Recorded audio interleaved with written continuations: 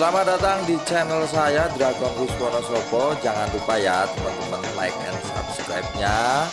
Ditunggu sekarang biar kita bisa belajar bareng.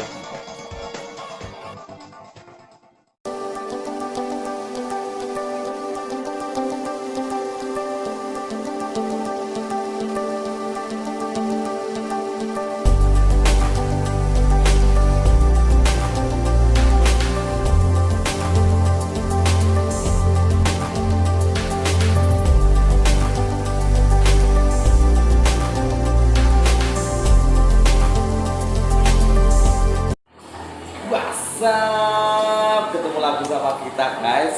Jangan lupa tetap subscribe di sini. Kita pelan-pelan bukan dikit-dikit arwana, tapi itu juga pelan-pelan, nggak bisa langsung bisa semua karena saya juga masih belajar. Oke, untuk video selanjutnya yang untuk sekian kali ini kita akan ngobrol dikit tentang tips gimana sih cara milih arwana, apa yang dari bahan yang kecil baby atau yang sudah remaja sekitar 30 cm atau yang sudah gede 50 cm. Ayo kita bahas lagi, kita mulai sekarang. Oke.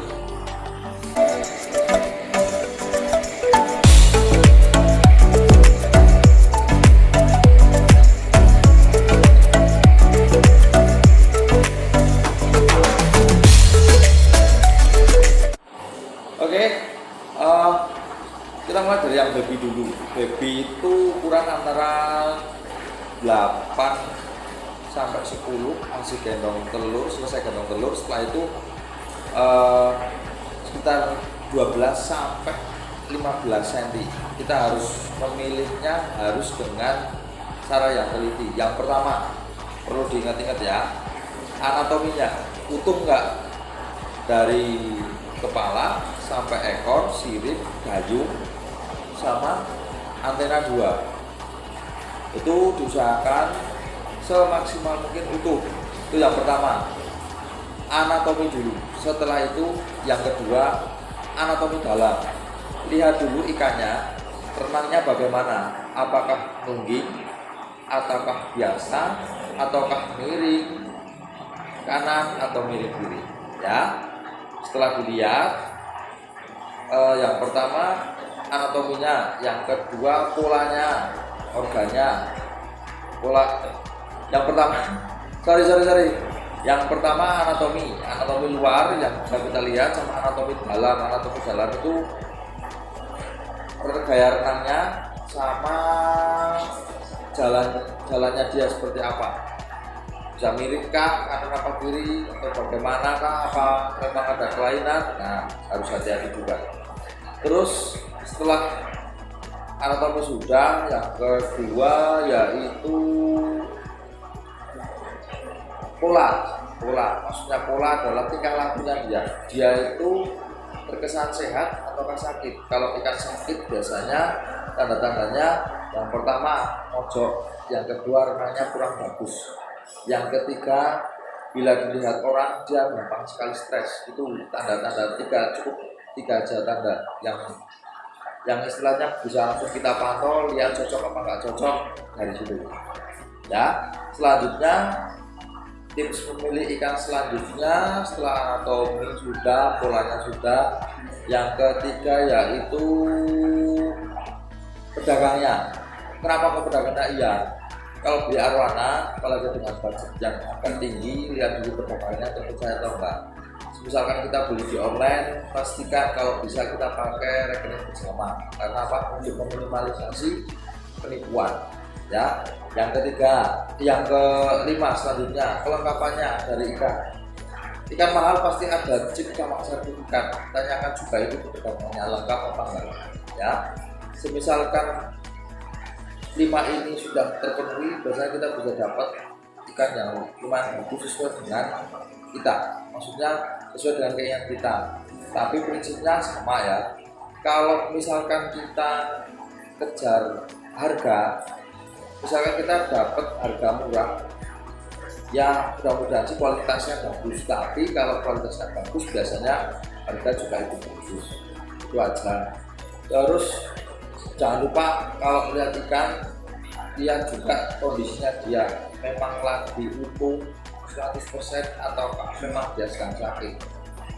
Harus tahu, karena apa? Kalau kita beli online dari sini sampai ke luar kota, ikan tidak dikuasakan pada saat packing sampai tempat kita nggak survive dulu sama pedagangnya. Takutnya kalau kita sudah lakukan transfer sampai ke sana, ternyata sampai di rumah ikannya kembung.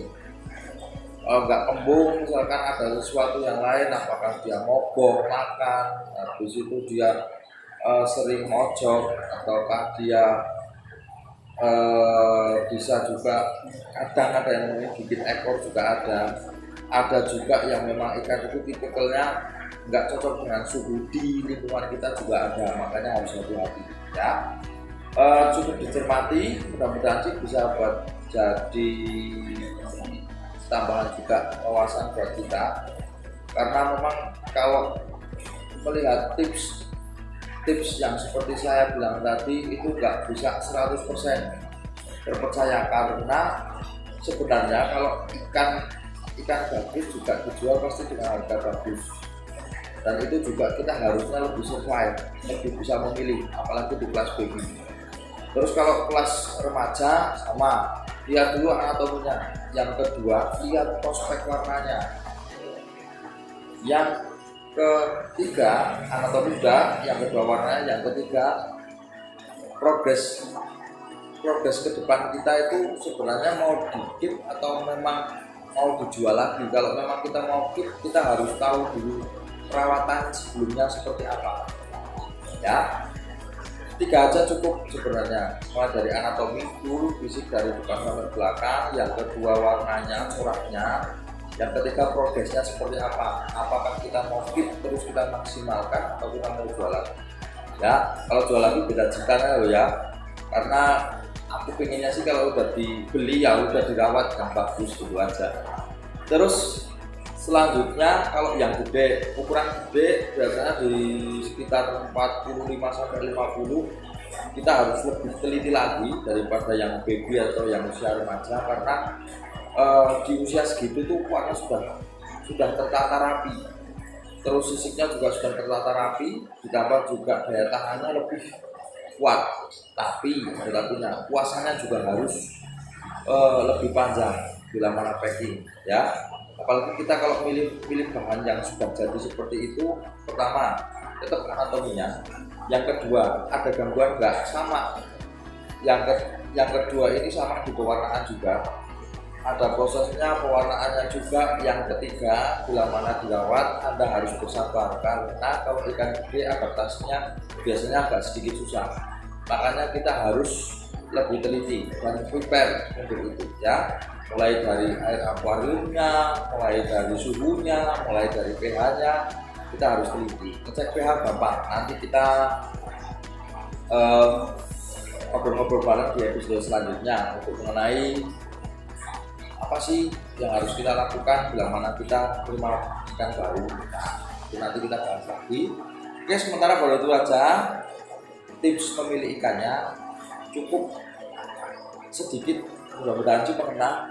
Misalkan ada diskusi yang lain, nanti kita tambah video lagi. Jangan lupa di subscribe dulu, sama nanti tambahin juga di kolom komentar supaya aku juga bisa lebih bisa mencari dan mencairkan lagi, karena orang memilih ikan itu sebenarnya itu nggak semudah apa yang seperti saya omongkan, karena sebenarnya nggak ada ikan yang 100% itu bagus, itu nggak ada.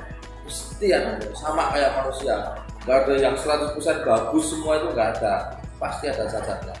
Tapi nggak apa-apa, namanya juga kita senang ya, kita hobi mengikat silaturahmi, jadi nggak usah berpikir antara diamnya sama enggak, kita senang bayar. Oke, coba lagi nanti.